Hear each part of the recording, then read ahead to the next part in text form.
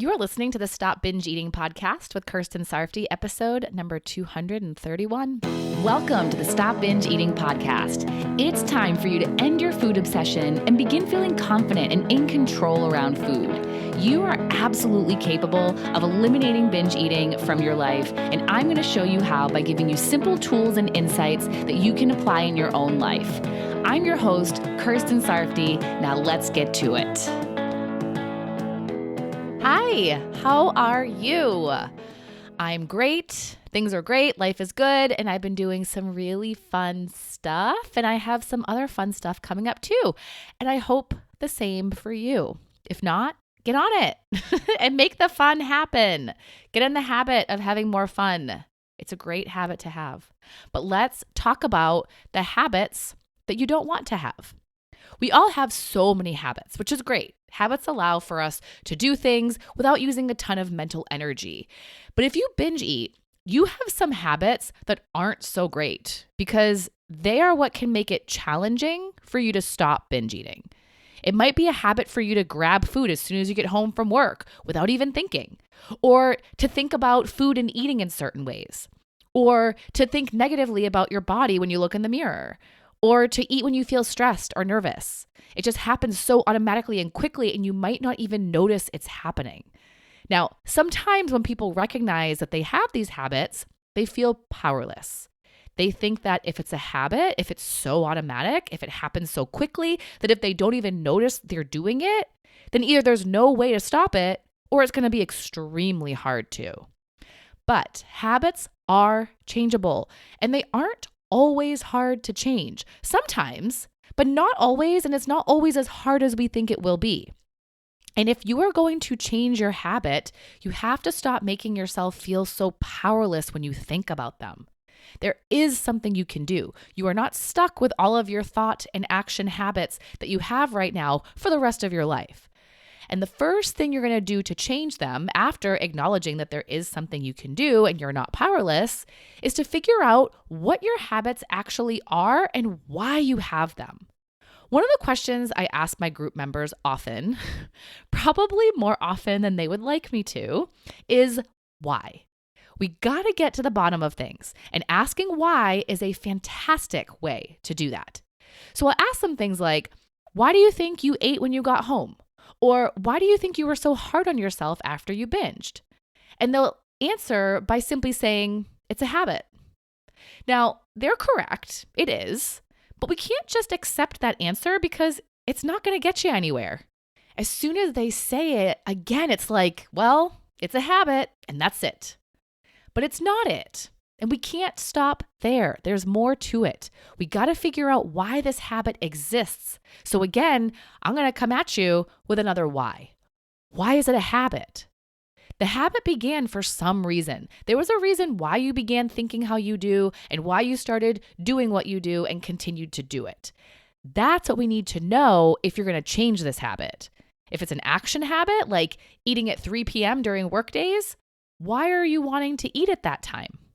Most likely, that's the time when you feel bored or overwhelmed or stressed. And once you know that, you can do something about it.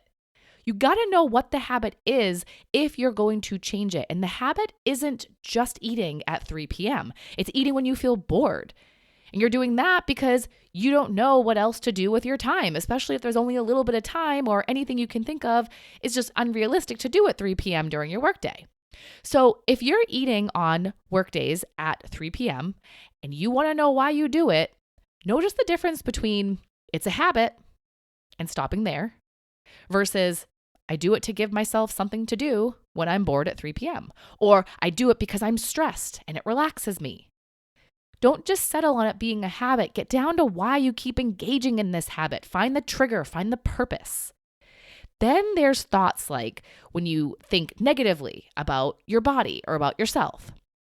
Why have you been thinking how you've been thinking? Why are you thinking so negatively about your body or about yourself?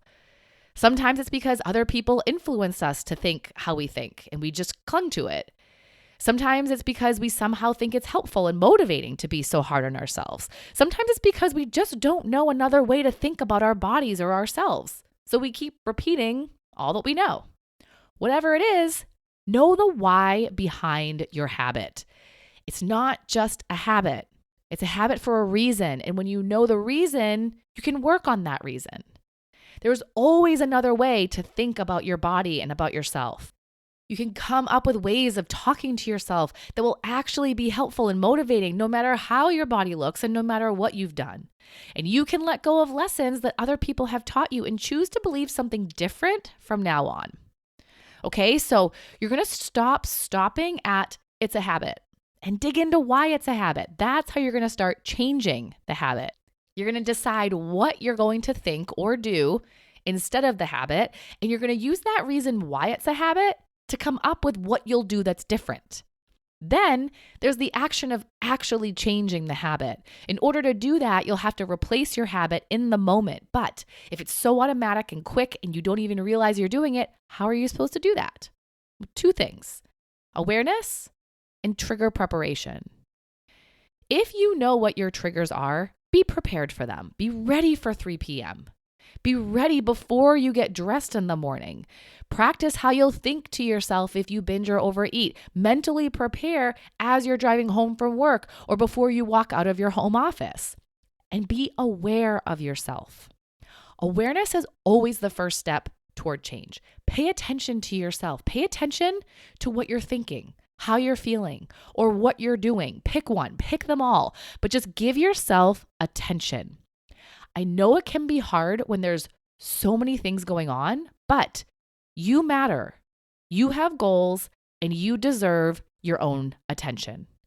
Take a moment to check in with yourself. And if you know when your triggers typically happen, you'll prepare yourself for it and start being aware of yourself before or when it happens.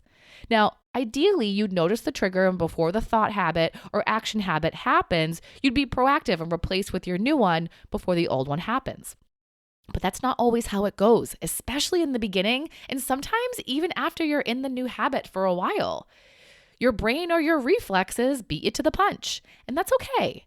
Do not decide you failed. Don't give up on changing. Just do it as soon as you can. If you just said 5 mean things about yourself, as soon as you notice that you did, say what you really want to be saying, something compassionate, encouraging, kind, or motivating. If you eat a bite of food and notice that you did, make the conscious decision to do the other thing that you want to be doing as a habit for you. This is something we all do sometimes. We wake up and notice what we're thinking or doing, and when we do, we have 2 choices: allow it to continue or do or think something else. It's like if you moved and you notice yourself driving to your old home, you come to be aware of what you're doing and you change course.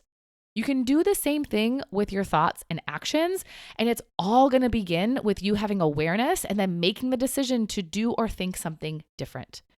When something is a habit, you don't have to feel powerless. You can change it. You can change all the habits you have that are leading you into a binge. Thought habits about food, about your body, about yourself, and actions that seem so automatic, like grazing, picking at food, and avoiding feeling emotions.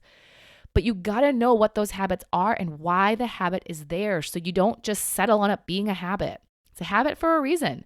Know what its trigger is and why those specific thoughts or actions are happening. Then practice changing it by responding to your triggers differently or by catching yourself in the habit and redirecting. Redirecting is always going to be more useful than just staying on the path that you don't really want to be on. It may be a habit, but there's so much more to it. Explore what it is for you and get to work on changing it. All right? Talk to you again soon. Bye-bye. Thank you for listening to the Stop Binge Eating podcast. If you like what you heard today and you want more, go to coachkir.com/free. That's COACHKIR.com/free to get some awesome free stuff to help you stop binge eating.